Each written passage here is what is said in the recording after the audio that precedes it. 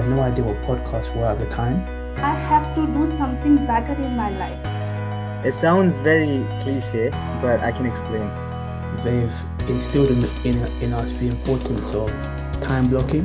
What's your next purposeful engagement for you to go to your next level? The way that I felt as a child is the same way that I feel now. Now, you know our winner, and that is who's going to represent Imperial Speakers Toastmasters Club in the area level is... I am very pleased to announce that we are having a speech contest, a table topics contest, meaning that we will be a bit serious for the first section of the meeting, but then we will have a very incandescent speech from Aneta, who will provide us with an interactive workshop style speech. And then we'll have, since we will only have the one speech contest today, and normally if we have two speech contests, then that will take the entirety of the meeting. But since we only have one, then we'll also have table topics at the end to allow our guests, such as Harry, thank you for coming again, to partake in table topics. The contestants for today will be in order of who will be speaking first. We will have Josué Bapeck, then we'll have Sobin Gupta, and finally Anand Krishnakumar. The first contestant for the table topics speech contest will be Josué Bapeck. The topic: tell us about your favorite hobby. Tell us about your favorite hobby, Josué Bapeck. Okay. I would say that my favorite hobby is listening to podcasts. This is a hobby that I've had for about 3 years. I first discovered the wonderful world of podcasts when I was at university. So when I was a student at university, I used to always speak to people about different things. And on one random occasion, one of my friends recommended to me a podcast to listen to. And I had no idea what podcasts were at the time. But being someone who's always been very curious and inquisitive, it sparked my curiosity. So I decided to Google what a podcast was. And eventually I came across the Tim Ferriss podcast, which is probably one of my favorite podcasts. And at that point in time, I remember myself listening to a particular episode with Terry Crews, which I found to be very, very interesting.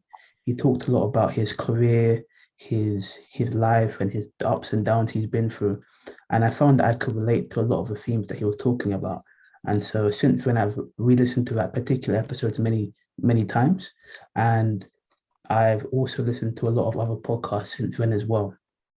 Right now, I like to listen to a variety of different podcasts from a variety of different genres, such as Joe Rogan, Diary of a CEO, or any other podcast that piques my interest.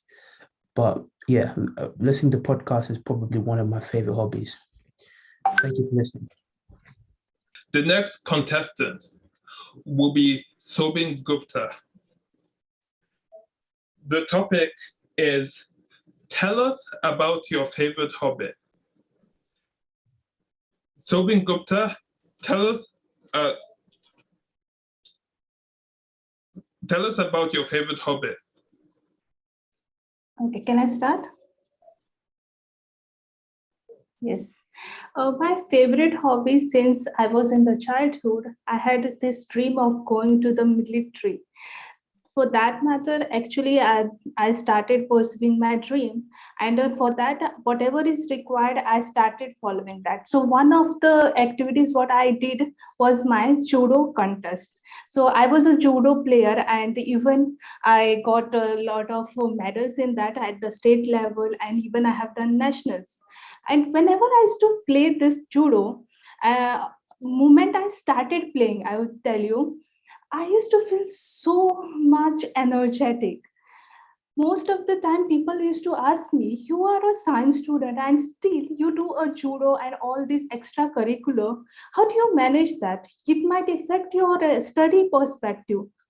But then I used to feel, no, I love judo. It's my favorite hobby, and it's for more than hobby. I've become so much passionate about it.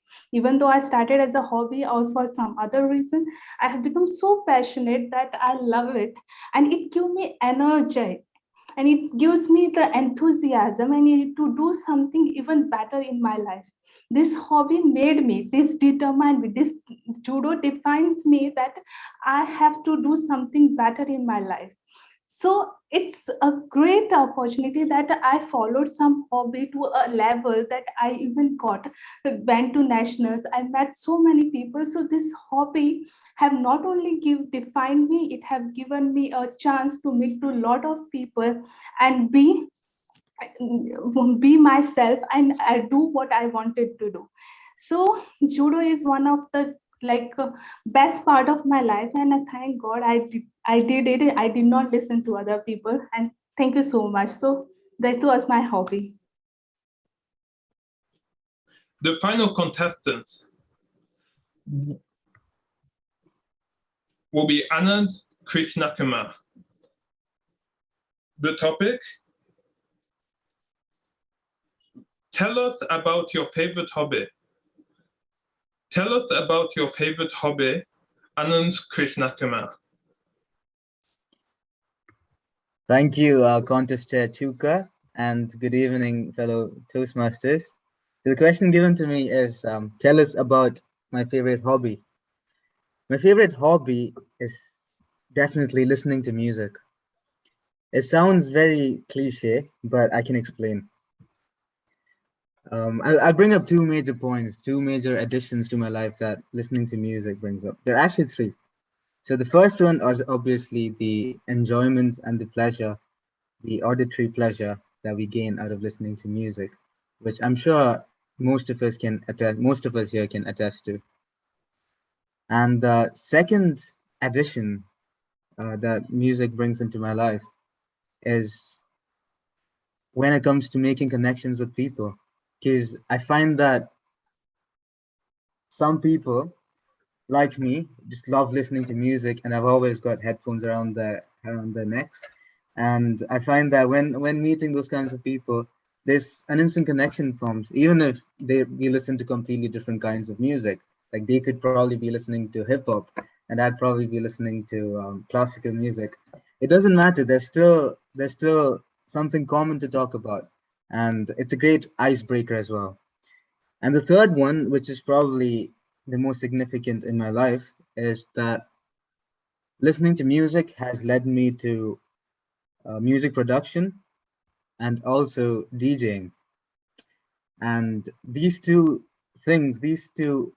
hobbies that listening to music has led to, have been have been super impactful in my life. For example, music production is such a big creative outlet for me, and it helps with so many things like mental health and stress relief, and also the satisfaction of having come up with something creative. And on the other hand, DJing also brings me the same benefits in addition to a certain level of clout, if I may call it that. And also, it's also a part-time job, so it's a nice gig. So the thing about DJing is that I'm basically being paid to listen to music because I can put on the music I like. I've got good speakers, and that's how it is. So that's all from me. Thank you, Contester. I hope everybody who competed today is ready for a brief interview. The first question that I have is actually for Anand. And the question is about your favorite quote. You say that your favorite quote is "It's darkest before dawn." Can you expound on why this is your favorite quote, and like how you even came across this quote? Right. So to answer your second question, I have no idea how I came across it the first time. It's just one of those quotes that I've known since I was little. and it's always been in the back of my mind. But I think it was probably 5 years ago when I made that connection. I noticed that the worst times in my life, the worst, it obviously wasn't that bad. Um, so the worst times in my life were immediately followed by really happy periods. Uh, and I really believe in that quote. It's probably the only quote that I actually completely believe in. You actually what? That I completely, wholeheartedly believe in. Oh, right. Okay. It's darkest before dawn. All right, that's interesting because, yeah, of course, that will be relatable for a lot of people. I don't know, Sobin and Josué, what do you think of the quotes? Have you related to an experience, or have you ever had an experience that was really negative, or only for that negative experience to lead to a more positive experience in the future? Yeah, so I think that it is definitely a very uplifting and encouraging quote. In terms of my life personally, after thinking, I'm not sure I've actually got an anecdote that relates to that quote, unfortunately, but I'm still quite young, so I have no doubt that if you were to ask me that in a few years' time, I'll be able to give you plenty of examples. But as of right now, I can't really think of a particular anecdote that relates to that quote. Okay. And Sobin, how about you? Oh, well, I don't know about this quote. Sorry for that. Actually, so I really don't have much points. So can you please give me some other question? Okay, then. Sorry. No, it's fine. Yeah, so Sobin, I actually have a question for you then. So the question is, it's about your hometown, and I know that I think you mentioned about your hometown in a table topic like last week or something. I remember vaguely, but for the interest of everybody who's here today, could you just say what is your favorite food, your favorite food that is local to your hometown, and maybe you can, yeah, food. Okay, so my favorite food over here, and which is very much famous, and I think Goan people are known for it, is the fish curry. One reason for it could be that we are next to the sea coast. We are touched with almost the 3/4 part of Goa shares the boundary with the sea, Arabian Sea. So that could be one reason the fish are very much available, readily available throughout the state. And another thing is that people over here love fish. The fish curry and Goan. Either if you are talking about fish curry and if you are not talking about the Goans, that will be really a bad thing to do, I would say. So yeah, that is, and obviously, actually, I'm not a Goan by birth. I have been in Goa last 20 years. So moment I reached here and I started living here, I was a child, and the first thing I heard about is the fish curry, and that's why when I tried it and I also started loving it, and now I cannot think about living without fish curry. So yeah, that's all about my favorite food, the Goan fish curry. Oh, very, very, very interesting. Yeah, thank you for sharing that. And I think let's just have one more question, and that will be for Josué. Josué, I know that I actually never asked you if where you were in terms of university, compared to me, but I do know that you were studying at the same time as I was, and now you're in work. So my question for you is, how do you manage your time? Obviously, in university and work might be a bit different, but my question is, how do you manage your time on a daily basis? In terms of my time management, ever since I've joined my current company, they've instilled in us the importance of time blocking. So what I do right now is I use Google Calendar, and I put all of my activities and all of the tasks I have to do in my Google Calendar. And I just do it pretty much. I just do it at the allotted time, which is very different to how I was at university, because at university, I usually did follow a schedule, but there are a lot of times, such as when you're in your third year, when you don't have as many lectures, so you don't have as many commitments on your schedule. So you have to be very good at managing your time. But I found that at work, it's a lot easier because there's always something that I need to be doing. And if I'm ever confused about something, I can just ask someone. So right now, my main time management method is just by time blocking on Google Calendar. Okay, thank you for that, Josué. Yes, so I do know some things about time blocking as well, and I have tried to implement it myself. I would now like to hand over the stage to Aneta, who will give a rather long speech, but certainly it will be interactive and entertaining, and I hope everybody learns a lot from it. So over to you, Aneta. Thank you so much, Chuka. It's not going to be long. It's not going to be boring. It's allowing us just a few minutes to purposefully engage in this activity that I have. Thank you first and foremost, Imperial College Speakers, for the opportunity not only to serve as your club coach, but to be a part of this great club. I found this club during my virtual journeys during the pandemic and said, I'm going to check it out. I always wanted to go to London. Why not? And there they were. They came up in my list. There were others, but the name, I love the name, Imperial. Imperial just has such, it's regal, you know? So we're not going to be, it's formal, but it's not formal. It's not formal. So let your hair down. Let's have some fun. Let's interact. And here we go. I got a few slides that are going to help keep me on track. Okay. These slides are for Aneta, but I hope that you enjoy them as well. Okay. Can everybody see my screen? Okay. Can we give an audible because I can't see anybody anymore when I go in full presentation? Oh, yeah. Great. Yeah, I can see it. All right. Thank you, Eugene. Thank you, Chuka. All right. Purposeful engagement.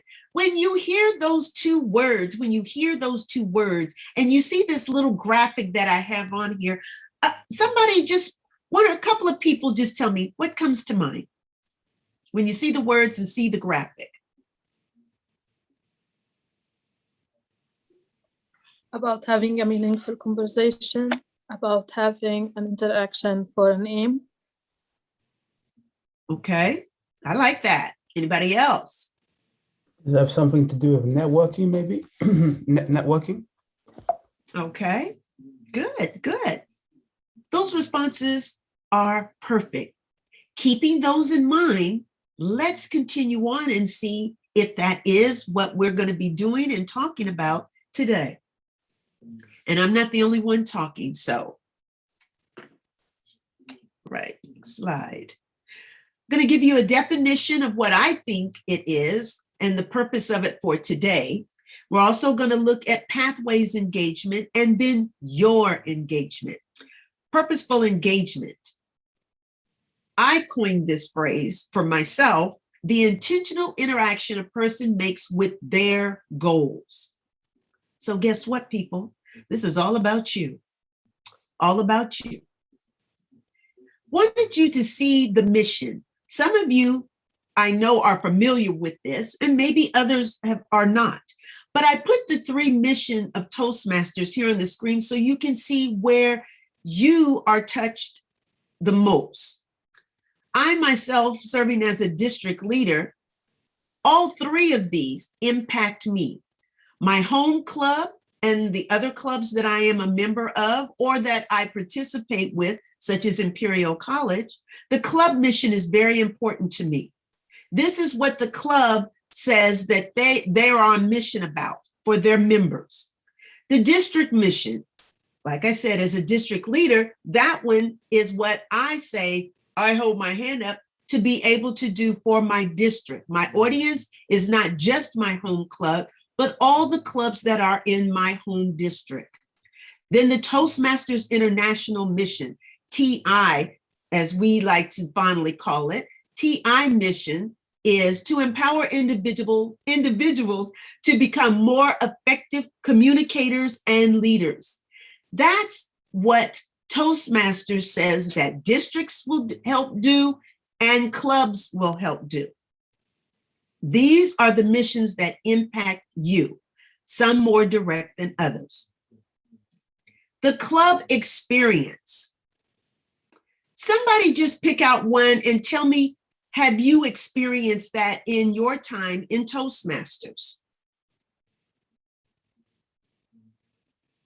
I'll start with you, Chuka. You're the president. Come on. Pick out one and tell me, how has it impacted you in your Toastmaster or your club member experience,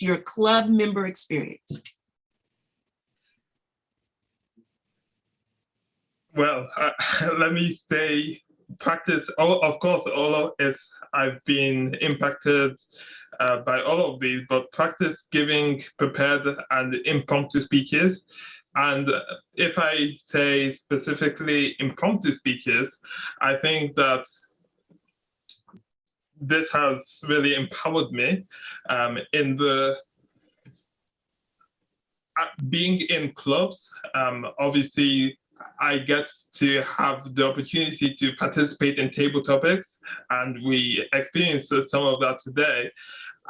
And I think this is one of the best ways, really, to getting that practice to give an interview, answer an interview question, or respond to a boss who just asks you a sudden direct question.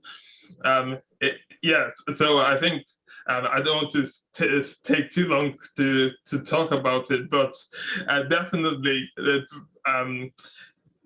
this is something that has really changed my life for the better.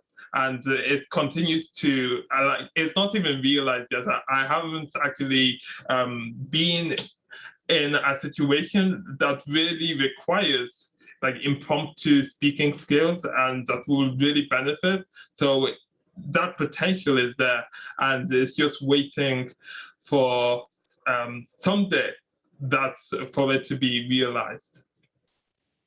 Wonderful. Boy, that was a power pack right there. What I want to pull from there is I wanted to know how it has impacted you as the Toastmaster, the individual, the person.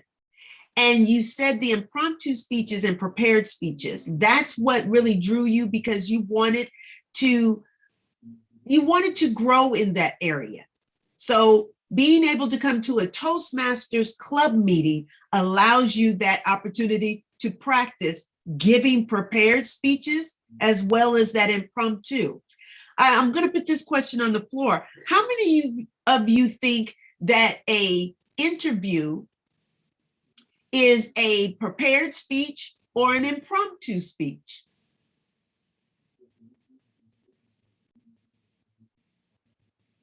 Which one do you think it is?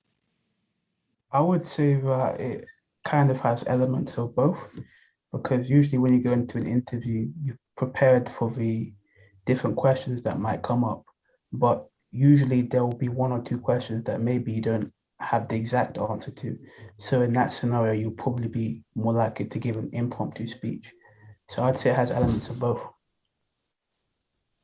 That's what I think too. Elements of both, because you can prepare, how will I present myself for this job? So you're looking at the job description and you say Okay, I have these credentials, I have this education, I have this experience, boom. And I can speak to that. So you pretty much know they're going to want to know that. But the questions that come up in an interview, how do you handle crisis? How do you solve problems? What methods do you use? And again, the more interviews that you go on in your lifetime, you will begin to add those type of impromptu questions into your in your preparation for an interview. Someone tell me, what is one question that you've been asked during an interview that threw you off? Whether it was a job interview or maybe a podcast or a session you were sitting on a panel. And when I say throws you off, it's not one that you expected. What is your biggest weakness?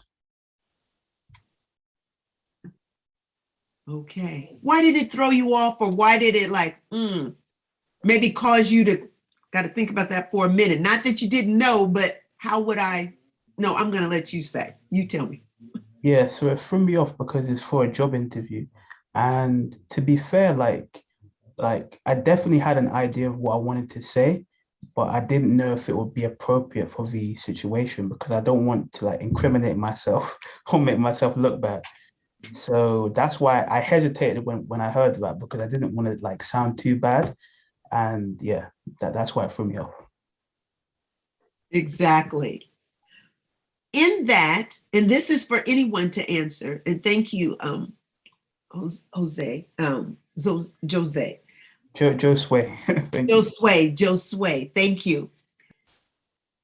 When you're thrown off like that, because of you want to have your response in such a way that it keeps you in a positive light, where does authenticity or transparency, how does that play into your response? I think that it's definitely important to be authentic. It's important to be, very transparent because that's what people like. But in that particular situation, it was difficult because I was afraid that if I was too transparent, it would put me in a negative light, which is why that question was so difficult for me to answer initially. And even now, to be honest with you, I'm not sure how I'd answer, even though I should know that by now. But it's still a question that, is very challenging to answer the right way. It is challenging. How many interviews, if you don't mind, how many job interviews have you been on so far in your lifetime? That's an interesting question. Not that many. I've been on maybe, I don't know, maybe like a dozen, maybe. So maybe not that many at all. Okay. Eugene, are you able to unmute and share some words of wisdom?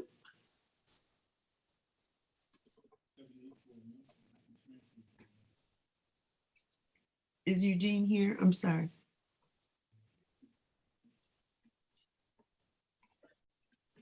Well, Eugene, sorry. Can Oh, I didn't say anybody anything. Oh, there you are. Go ahead, sir. Oh, can you just repeat what you said? My question was, he's been on about maybe 12 interviews in his lifetime. And I know that you may be closer in age with him, but I know that just because of your experience in Toastmasters, you've had more than 12 interviews just in Toastmasters alone. Can you share how to answer that question? What are your weaknesses? And still and be transparent about that. How does transparency play into that response that you would give to that question? I think that when it comes to weaknesses, you have to be forthright about what perhaps one of those major flaws are, but talk about how you're improving upon that flaw. What are the ways that you're trying to not move past it, but say that I'm improving on it to mitigate it as a means to show that, one, it shows a positive quality of you acknowledging you are a flawed person, but two, it also shows that you're willing to work with your weaknesses in order to become a more well-rounded employee / volunteer / supervisor leader. And so that's just, that's a quick summation of it. There's 1,000 other ways you can approach it, but that's the nice and cleanest way to do it. That's the correct way to do it. Now, that's the approach. You're correct, Eugene. You want to show I am human, because the one thing that an employer or any, even if it's a volunteer position that you are interviewing for, the one thing that that person does not want to hear is that you are everything and you're so perfect. That will give you a check mark they already see, or they will then perceive that maybe this isn't the type of leader that we want. So Eugene, thank you so much for your response. I'm going to take one more. Sobin, are you still here with us?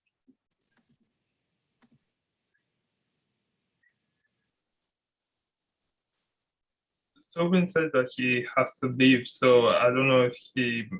Oh, okay, he's okay. unmuted. Well, okay, if you can unmute and just pick one of these roles and tell me how it's impacted you thus far in Toastmasters. For me, actually, it's giving me a good opportunity to take the leadership positions. And that was the reason I joined the Toastmasters Club. When I was a guest, I saw that everyone taking up one or the other role and trying to fulfill to the fullest of it. So this was something which motivated me to be a part of Toastmaster, and I'm very much new to this thing. So this is one thing which motivated me to be the part of Toastmasters. So I think I would like to pick up this, and this gives an opportunity to be a leader, and you can be best at what you want to be.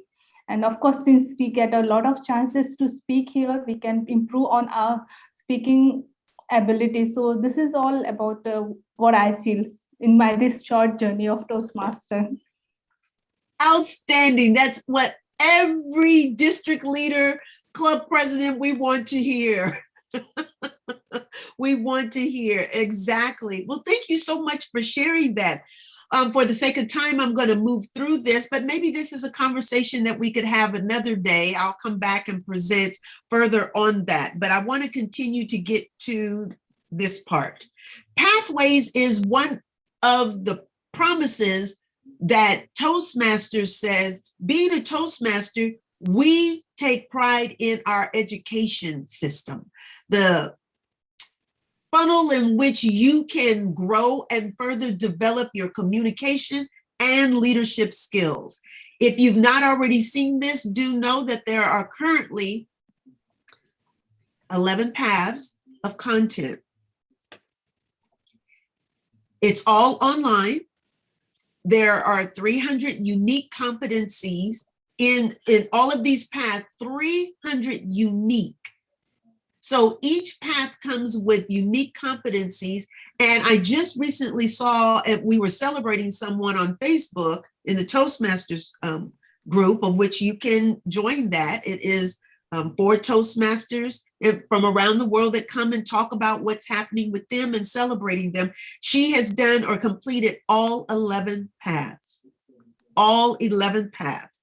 Talk about somebody that is intentional. That's being intentional. I don't know quite how long it's taken her, but it's completed. And then real world transferable skills. So it's not just being here in this volunteer organization, giving up your time without it not having a return on your investment, the return on your time. You can take this back into your workplace, your community, and do great things. Start a business. Lead a business. With these skills, you could sit on a board. Yes. Josué? Yeah, sorry, I was just going to ask, you said someone completed 11 paths, is that right? 11, yeah. Who was that? Oh, I can't remember her name, but I will get you that information. It was actually, I said it was in the Facebook group. It was actually on a Twitter feed, one of the clubs the districts that I'm connected to was celebrating her. So I will get you that information. She did all 11 of these. Wow. Okay. I must have. I know, that's what I said. Okay. Thank you. So think about your engagement in here in Imperial College. How many speeches have you prepared? How many club meetings have you participated in using as far as a role player on the agenda, as the grammarian, the AHA counter, Toastmaster of the day, topic master of the day, filling those roles, even evaluating speeches. So 11 paths. So if you have any weaknesses, and I do, these paths can speak to them, help develop those areas in which you want to be more competent and prepare you for real world experiences.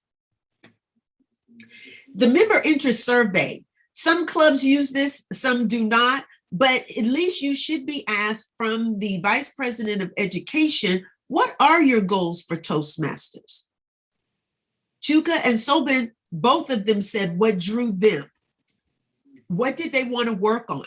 Your Vice President of Education is one of the members dedicated to you, helping you reach your goals, connecting you or helping you to engage in the Pathways education system, getting your path clear and making sure that you can complete it in the time that you want to complete it. The club benefits from Toastmasters, from its members engaging in their pathway goals. This is the other half of the form. You help the club be a better club when you share with them giving them feedback of your satisfaction with the club. You see the criteria here, and it's on a Likert scale, extremely satisfied to not satisfied. Club officers want to hear from their members. And when you say it's okay, but you don't say, well, what do you need? What were you expecting? That helps them. They want you to be authentic with your responses. Because you're here every week spending time, they want you to get a return on your investment. This is just one of the forms that a club can use to gather information from its members. These are your engagement sources. The member interest survey I just showed. The Vice President of Education, who helps you chart your path for your education goals, whether they're communication goals, speaking, or the leadership aspect of it, or both. Team building, whatever your goal is that you believe Toastmasters can help you with, the Vice President of Education is always there to get you connected to the right path so that you can start making the progress that you want to see. The Vice President of Membership is the first person that you engaged with, and make sure that your membership is always intact, that you are still connected to the club. And they also, in some clubs, it just depends on who really fulfills that role, helping you get connected with a mentor. They're actually your first mentor. They help you navigate and get acclimated to the club experience, making sure you know that here is after you finish your application, you pay your dues. Now they make sure that you get on the agenda to engage in the meeting. And it could be your role is, I'm going to participate in table topics the next meeting. The next meeting, I'd like to shadow the grammarian or the AHA counter to better understand those roles. And when I say shadow, someone may have the lead on that, but you're going to watch and see how they execute in the meeting. And then maybe the next meeting you would like to try in that role. Vice President of Public Relations, they are the people who take care of the face of the club outside of the club. We think of them as the social media people, but they're more than that. They are the protectors of the Toastmaster brand, and they teach club members how to take that brand and show it in excellence. There are standards with that. So the Vice President of Education Make sure that you know what those are. And then when you're sharing about Toastmaster with your friends and your network, you're doing it in Toastmaster excellence. And they also help us to say, hey, I've put this out here, share this with your networks. They make it easy for you to share with your networks, but they also help you to be able to communicate or articulate why come and visit Imperial College Speakers. And if they come once or twice, now you can speak to getting them to, hey, you need to be a member. I see that you like it. They help you with that language. Club officer training. Sobin, this is something you may want to engage in. What is it like sitting in the hot seats? The president, the vice president roles, the sergeant of arms, the treasurer, the secretary. What do they do in Toastmasters? Club officer training is where those 7 officers go to be able to be better equipped to serve their clubs. Some districts add to the club officer training. They add other experiences with that to better expand on their leadership skills. So just ask the club president about that and they'll get you more information of how you can participate. You don't have to, well, in my home district, you don't have to be an officer to attend. We allow club members to come in and experience that and ask more questions. We're always working our succession plans. Who's going to be next? I always like to say, when I moved from area to division director, I said, I'm looking for the next area director champion. Okay. Growth opportunities. Again, competing in the contests. All of those who participated, congratulations. That's a growth opportunity. You took what you do in the club meeting and you said, now I'm ready to compete. And for the one that will represent Imperial College Speakers at the next level, we celebrate you. And all the way up to division and then the district. And maybe you'll be the one we see on the international stage next year in Nashville, Tennessee for the Toastmasters Convention. Who knows? Lastly, a Pathways mentor. Remember I talked about the Vice President of Membership and the Vice President of Education help you get acclimated to your path. But then there's an intentional person that could be assigned to you. If you say, I want somebody to walk alongside me, I've chosen this path and I would love someone that I could talk to about this experience that I'm about to embark on. Most clubs have a Pathways mentor or someone in the district that would help with that as well. I do serve in that capacity at the club and at the district level. It is a wonderful experience. Lastly, what's next for you? What's your next purposeful engagement for you to go to your next level? Let Toastmasters help you be the better you. So just as we learned today, that question, what are my weaknesses? You will not fear that question, but you'll be able to answer it with an authentic answer, and then you'll show them who you really are. My name is Annetta, and I thank you for the opportunity to share with you today how you can purposefully engage in Toastmasters. We'll now move on to the table topics session for everyone to participate. So we had the table topics contest in which we were more official, more formal, and we heard from our contestants. 2 of them aren't here anymore. But now we are moving on to the table topics. That is just like regular table topics that we have if you attend any of our normal meetings. And today I will be the table topics master. So I will be providing the questions for the table topics.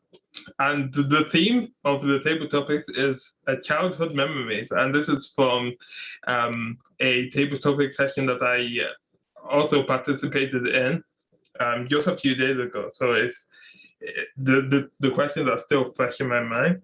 But I do have a presentation to share so that people can be stimulated. All right. So just like the table topics, contest. The timing is the same, and fortunately, we don't have to worry about disqualifications as such for this table topics. But if you so you just speak for 1 to 2 minutes, just like always.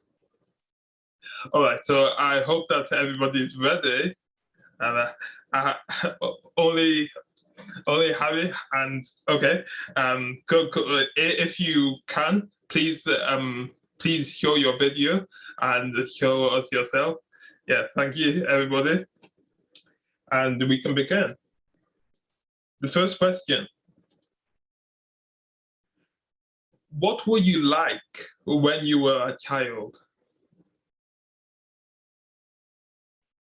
So I'm guessing that people have changed. Oh, okay, Aneta.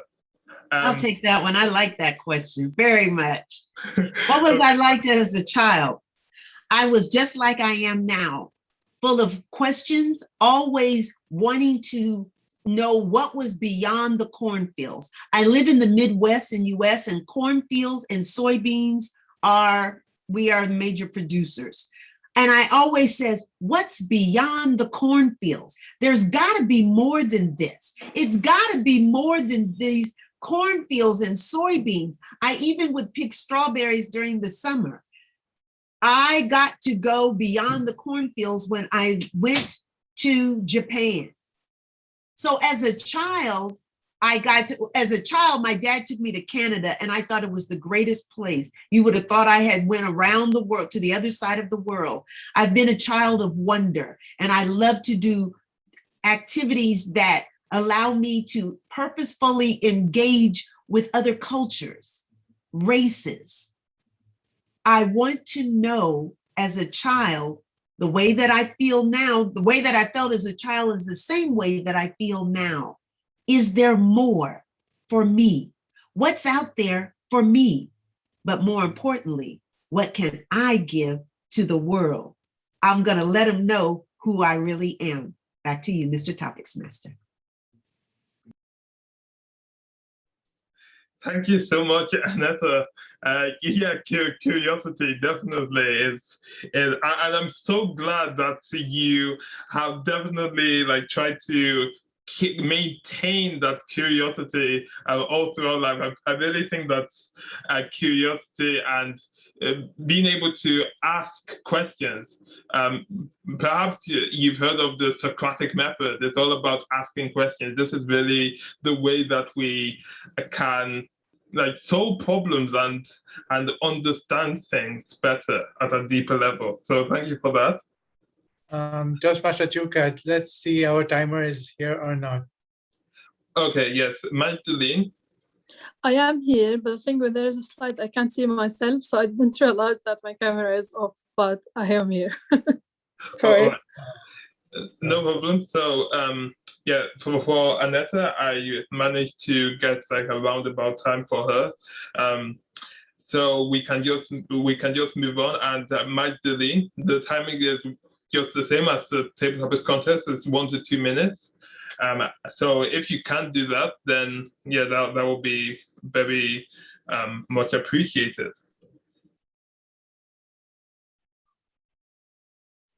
Oh, okay. Okay. The next question. Whoops, am I going? All right. What was your favorite thing to do as a child?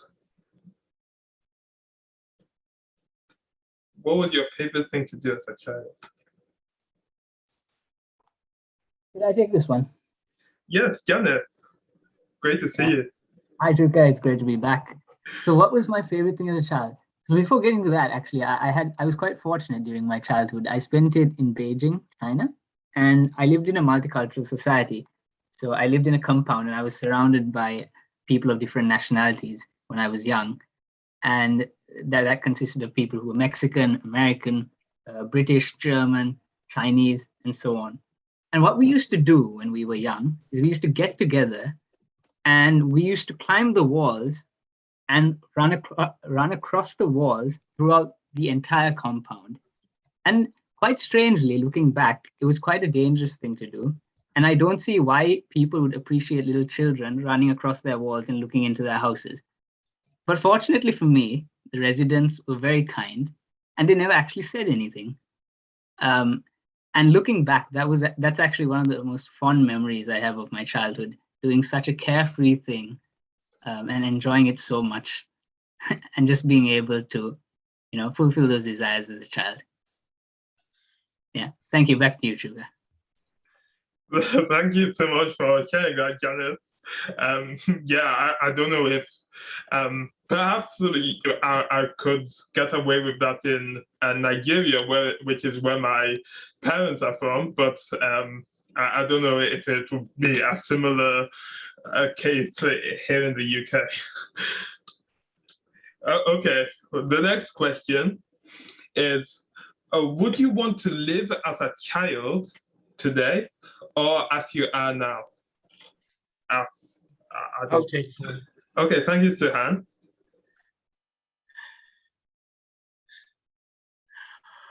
Mommy, I want to drive the car. No, you are small. When you grow up, you can drive the car now. Table topic master, fellow Toastmasters, and my dear friends. Now you see, when I was a kid, I always had the desire that, I should do those things, what elders or the adults do. But I would try to do some things like,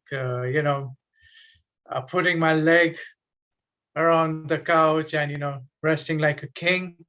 Otherwise, go and walk all alone by myself and, catch any lady's hands. And, that would be one cute thing.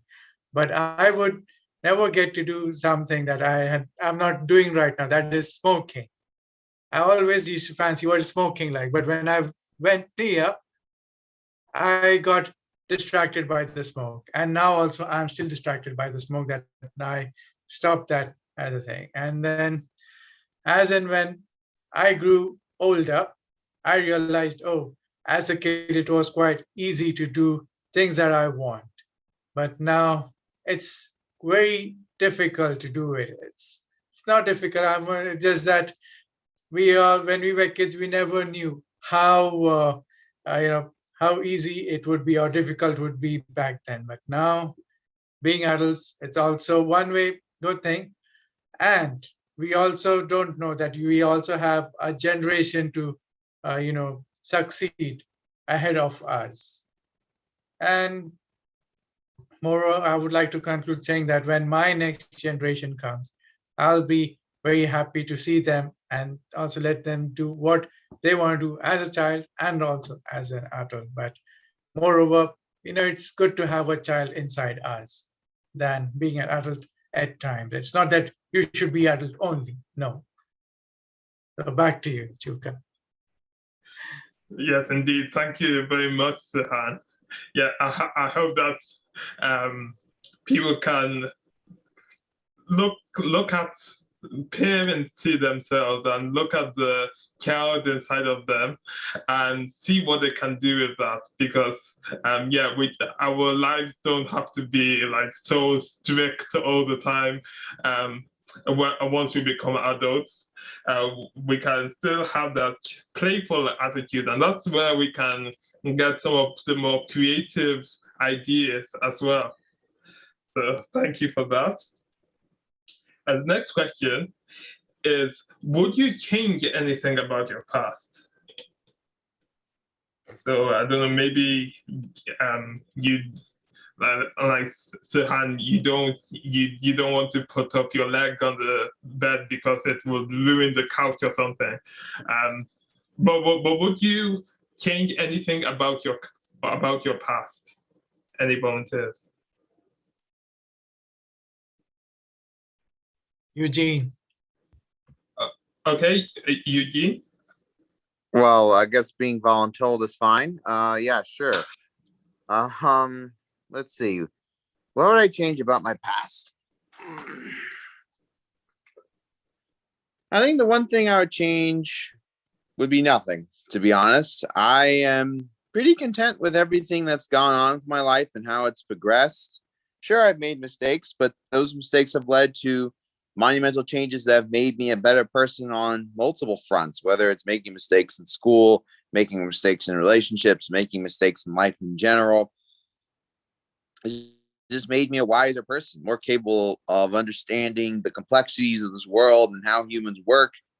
It allows me to function better, to be able to make a stronger impact upon the world. I think that in a lot of ways, the most impactful humans are those that are the most flawed, those who've been exposed the most. And it's quite painful. But in that exposure, one does eventually gain the experience needed to speak to experience and really help guide someone along the way as they go from point to point. I look at Toastmasters. Every time people go, oh, Eugene's been doing this for several years, he's really good at it. And it's in part because I made so many mistakes. Did you know my first Toastmasters meeting, I swore 5 times while speaking? Yeah, I became a DTM after that. So just keeping in mind that despite all these accolades that come with someone's name, it usually means that they've been through a lot to get to that point. And so I'm not saying that that the DTM was this arduous process that was backbreaking, but I will say though that for someone to start off swearing in the middle of speaking and was known for waving his arms like one of those things at a car sale, it just means that one, if I can do it, anyone else can do it. Whether it's a DTM or getting a degree or getting that dream job, it will take time, but it can be done. And yes, Suhan, I am a DTM. Thank you very much, Eugene.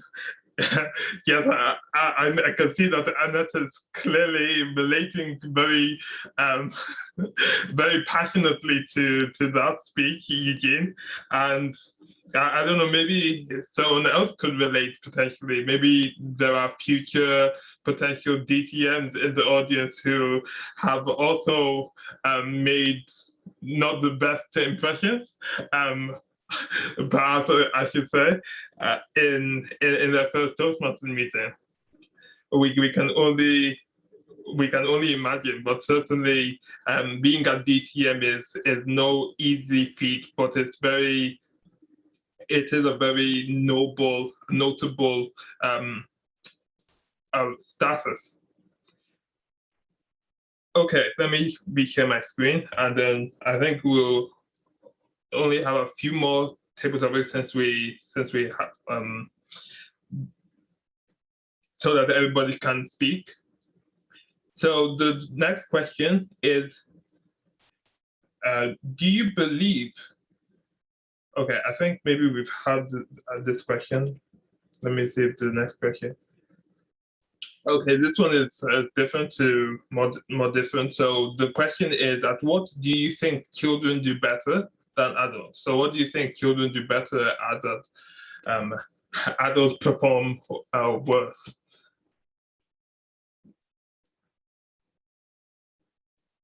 Magdalene, if you want to volunteer, I can time you. I will time her. Oh, okay, then Suhan, thank you. All right, just a moment. Let me just open. Yeah, I can do that. Do you hear me? Yeah. One moment. I think that children can be better than adults in spontaneity. They don't think and make things complicated like we do as an adult. When we do anything in our life, we think of the alternative plans, and sometimes we overthink it. And I think this is something I've been actually suffering with last few months, and even needed some help with like someone to guide me and be my wise mind. Because as an adult, and because of all the complexity around me in my job as I work as a surgeon, it made me just as a person really overthinker and complicate thing. And I think one of the things that actually my wise mind, which I would say my therapist said, she said, just try to be more of a child, bring the child inside you, try to be more spontaneous and do more things out of your comfort zone. Don't keep thinking of all of the results of each of your actions, and sometimes give yourself the chance to just act, not without thinking and not with being careless. Still be careful, but be more spontaneous as a child. So I think this was a great advice that made me actually think. When I was a child, I was open to doing more things. And even as a teenager, I tried lots of sports, I tried lots of hobbies, I was able to do lots of things. And now I'm less into doing new things. And this is just due to one single thing, is that becoming an adult made me lose that spontaneity that I had as a child. And I think many of the other adults that I knew in my life actually would relate to the same idea or the same problem. Thank you. Thank you, Magdalene. Yes, I definitely relate to it. I remember one time where, of course, I didn't know much that time, but I actually, maybe it's a more extraordinary thing that's more poignant, but I once ran into the road because my mom was on the other side and there was like a bus coming. But I obviously, as a very young child, I wanted to meet with my mom. So I just ran, even though the bus was like it was coming at full speed down the corner. And I was so small that it was like all the way like a skyscraper, basically. So I had to pull back. And I think the message from there is that, yeah, that spontaneity of just like not even thinking about the bus, like obviously going to cross my path. It is no longer there. Okay, I think we have, let's see who has not been. Oh, Anand wanted to go, I think. Yeah, so we'll have one more question. Let me just, okay, stand by, Anand. Okay. The final question is, let me share my screen. Which is more memorable to you, your childhood or your adulthood? Of course, you're still a young adult, but you can still answer. Thanks, Juka. Assuming adulthood begins at the age of 18, I've been an adult for just almost 3 years, because I'm 20 now, almost 21. And I was a child for 18 long years. So obviously, most of my memories are from my childhood. But in terms of self-development, I think even though towards my late teenage years, I sort of started to realize that, I can, like, my life is in my hands, and I can, if I'm purposeful about the things I do, then I can change who I am, basically. So that was a big realization that I had in my childhood, but I think only in my adulthood has that manifested in reality. It's probably because, teenage years, you're facing a lot of other issues, you're dealing with confidence issues, and just things in general. So now I think I'm more comfortable with myself, and in terms of memorable self-development and self-growth experiences, I definitely say adulthood. But in terms of just normal memories, it's my childhood, simply because my childhood has been 18 over 21, which is 6 over 7th part of my life. I'm sorry, I study math, so that's something I just naturally do, just do maths. But yeah, that's it. Thank you, Chuka.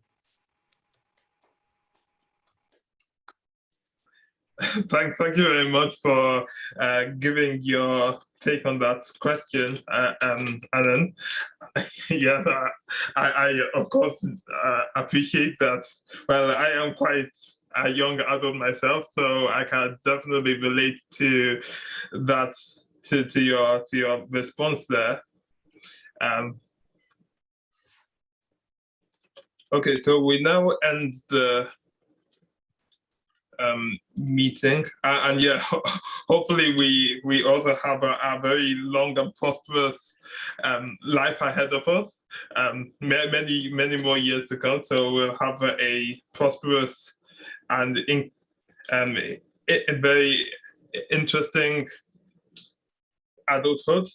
So perhaps in the future, your answer to the question, your personal answer will change. Yes, indeed. The chief judge will now conclude the part of the presentation, the part of the table topics contest, which is to now give the awards ceremony, present the award ceremony for the table topics contest, and then I guess also the table topics session that we had just now. So over to you, Suhan, Chief Judge. Thank you so much, Chuka. First and foremost, I would like to thank you for having this contest organized and the club meeting organized. And yes, I also know how difficult it was for you to do it, but yet I still had a feeling that you will do it. And I'm so happy and proud of you, Chuka, for making this happen. Well, and also today I enjoyed a good time listening to the contest speeches, as well as we all had, this is one different kind of meeting where there was an amalgamation of a club contest and a club meeting, and it was all thanks to Toastmaster Anata and Chuka, who had really thought, this can make, they thought that, this vision can turn into reality, and it did. So I'm so happy and proud of it. So now let me move on to the moment that we are waiting for. Yet, before, I want to thank my other role players and the participants who were there in today's contest as well as in the meeting. So first and foremost, I would like to give this contest chair award to Chuka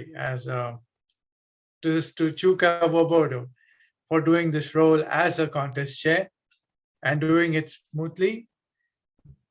And I want to give the next participation and the appreciation award to TTM Eugene Chanel for being the SAA as well as the ballot counter.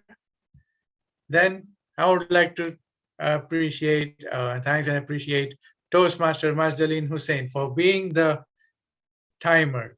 And I really enjoyed our session as well, doing the timing role with these beautiful piece of clothes. And also want to appreciate those contestants who had come and participated.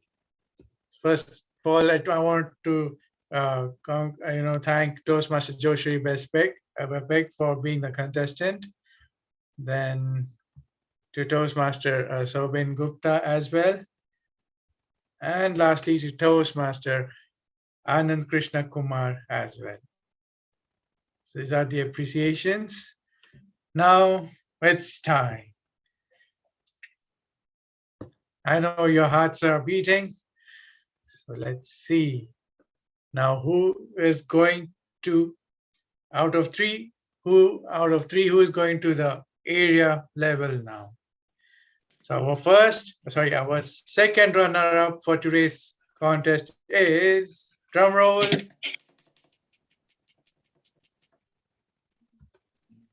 Okay, Toastmaster Sobin Gupta.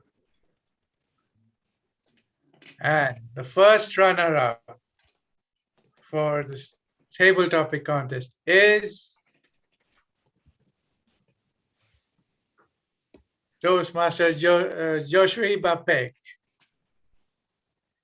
Now, you know our winner, and that is who's going to represent Imperial Speakers Toastmasters Club in the area level is, you all know the winner, Toastmaster Anand Krishnakumar. Congratulations! Thank you. And thank you, everyone. Really appreciate it. Congrats. Congratulations. And now the winner for the table topic speaker and who has been deemed to be the best table topic speaker for today's club meeting is Toastmasters Janet.